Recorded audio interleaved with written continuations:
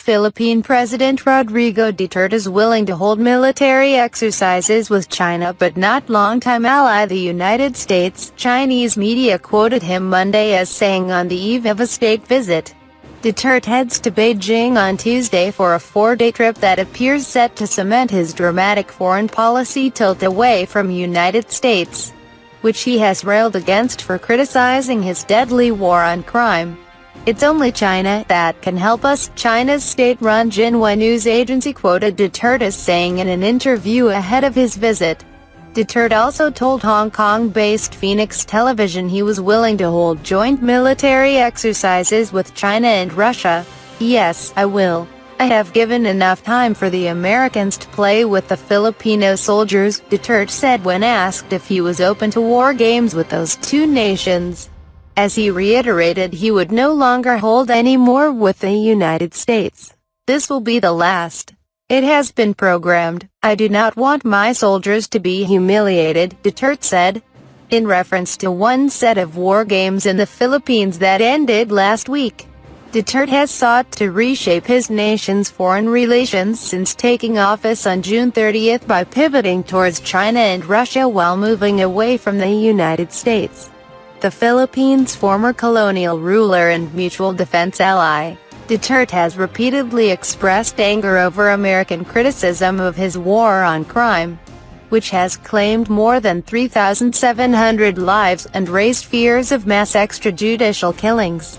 He has branded U.S. President Barack Obama a son of a whore and told him to go to hell, but signaling his shift to China is also for pragmatic reasons. Duterte has repeatedly ridiculed the United States for what he sees as its weakening economic and military influence around the world.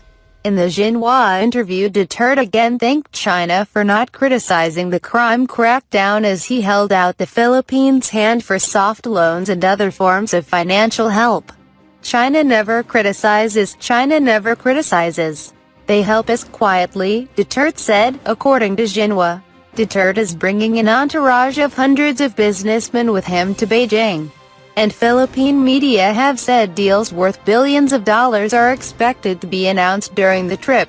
Asked if he would seek to buy military equipment from China during his visit, Duterte told Phoenix Television, "Yes, but not really in large numbers." Duterte said he would also need small, fast attack boats from China to fight terrorism.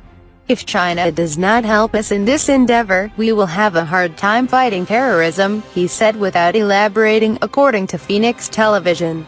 Bilateral relations worsened under Duterte's predecessor, Benigno Aquino, who tried to challenge China's expansionism in the South China Sea. China claims nearly all of the strategically vital sea, even waters approaching the Philippines and other Southeast Asian nations, and has in recent years built artificial islands in the disputed areas that are capable of hosting military bases.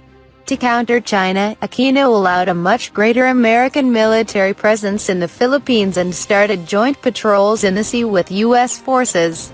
He also filed a legal case at a UN-backed tribunal, which ruled in July that China's claims to most of the sea had no legal basis. Beijing refused to accept the ruling. Duterte has said he does not want to use the verdict to pressure China. In recent weeks he has also cancelled the joint sea patrols with the United States and said he may cancel a pact that allows a greater U.S. military presence in the Philippines.